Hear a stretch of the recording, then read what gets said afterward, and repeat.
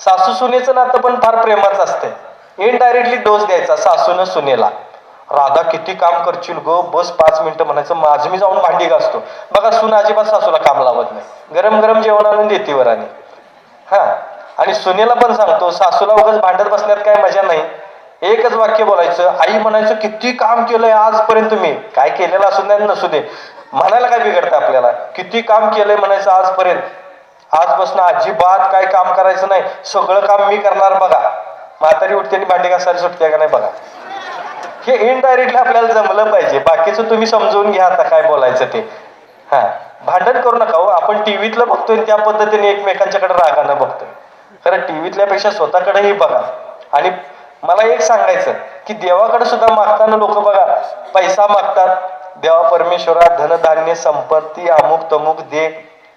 बायका तरी म्हणतात, देवा माझा नवरा व्यवस्थित राहू दे, दारू सोडू दे, अमुक करू दे, तमुक करू दे, माझ्या पोराला मोठा अमुक होऊ दे, तमुक होऊ दे. नवऱ्यासाठी मागते, पोरांसाठी मागते.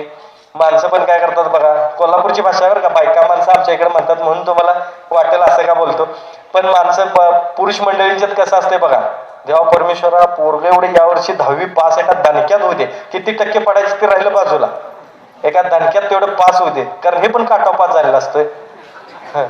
त्यामुळे तेवढंच बोलून सोडणार ते. तर ह्या गोष्टी न मागताना तुम्ही आरोग्य मागा. खरोखर तुमचं आरोग्य चांगलं असेल, डोकं ठिकाण्यावरती असेल तर पैसाही कमवू शकता, मुलांना संस्कारही चांगले देऊ शकता, घरात वातावरण चांगलं ठेवू शकता. बघा, ज्या वातावरण घरात किरकिर वातावरण आहे त्या घरात थांबायला नको वाटते. एखाद्या वातावरण घरात हसत आहे, एखाद्या घरात हसत वातावरण आहे, तिथे बघा माणसं जमायला लागतात. हे आपल्याला कळायला पाहिजे. म्हणून सांगतो, देवाकडे मागायचं असेल चांगलं काहीतरी मागा. असंच एक जण होतं, कर्जबाजारी झालं होतं. रोज उठून 100 जण त्याच्या दारात शिवीगाळ करायचे, मारायचे, पैसे मागायचे. वैतागला अक्षरशः. देवाजवळ जाऊन म्हणलं, देवा परमेश्वरा मला पुढचा जन्म असा दे, मी कुणाचं देणं लागता कामा नये. माणसाने मला बघितलं की पैसे द्यायला पाहिजे, मी कुणाला देता कामा नये. देव म्हणला तथास्तु. केला भिकारी. याला बघितलं प्रत्येक जण ₹2 देऊन जायचं. हे कुणाचं देणं लागत नाही हो. दुसरं होतं ते जरा हुशार होतं, ते चॅप्टर होतं. ते म्हणलं, देवा परमेश्वरा मला पुढचा जन्म असा दे की लोकांनी आपली आपली कामं केली पाहिजे आणि ते पैसे मात्र मला मिळायला पाहिजे. देव म्हणला तथास्तु. सुलभ शौचालयात नोकरीला लावला. माणसं आपलं आपलं कामं करून जायचं, जाताना याला ₹5 देऊन जायचे. म्हणून काय मागायचं ते ठरवा.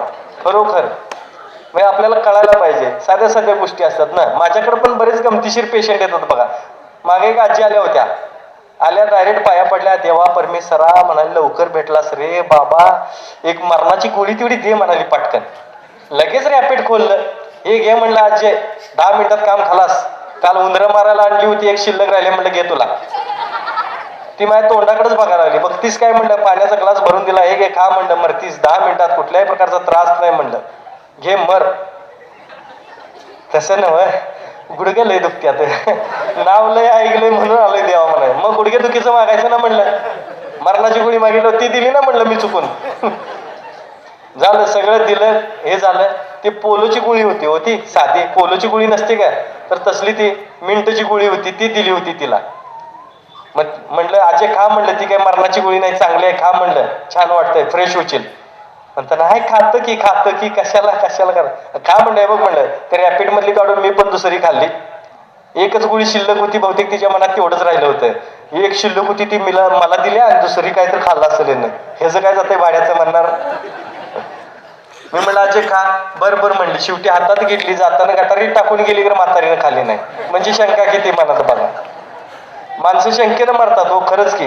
म्हणून शंका घेऊ नका. गजानन महाराजांनी म्हणजे ज्या डोहात म्हशी बसल्या होत्या, गढूळ पाणी होतं, ते पाणी पिले. बंकटलाल काय म्हणाले, अहो महाराज म्हणाले कशाला उगाच तुम्ही हे पाणी पिताय, काय तर होईल तुम्हाला. तर म्हणले नाही माझ्या मनात शंका नाही, त्यामुळे मला काय होत नाही. ज्याच्या मनात शंका आहे त्याला आजार असतात. म्हणून तुम्हालाही विनंती करतो की कुठल्याही शंका घेऊ नका. खाण्यापिण्यात बरीच लोक काय पत्ते पाळतात आणि शंका घेतात. हे खायला नको, ते खायला नको, आजपासून सगळं खायचं. एक लक्षात घ्या, आमच्या कोल्हापूरला तर असं म्हणतात, आत्ता मेलं तर चालेल पण खाऊन पिऊन मारायचं, काय पण असू देऊ. नाहीतर मला एक सांगा, बीपीची गोळी घेऊन कोण 100 वर्ष जगलाय? शुगरच्या गोळ्या खाऊन कोण 100 वर्ष जगलाय? शुगरच्या गोळ्या बाबा 1 वर्ष 2 वर्ष घेतल्याने शुगर निघून गेले आहे का कोण? बीपीची गोळी 1 6 महिने वर्ष घेतल्याने बीपी निघून गेला आहे का कोण? पण मी तुम्हाला सांगतो, पहिल्या दिवशीच बीपीची गोळी बंद. प्राणायाम करायचा, श्वास घ्यायचा, छातीत रोखून ठेवायचा, जितका वेळ थांबता येईल तितका वेळ थांबायचं आणि सोडताना तोंडातून सोडायचं.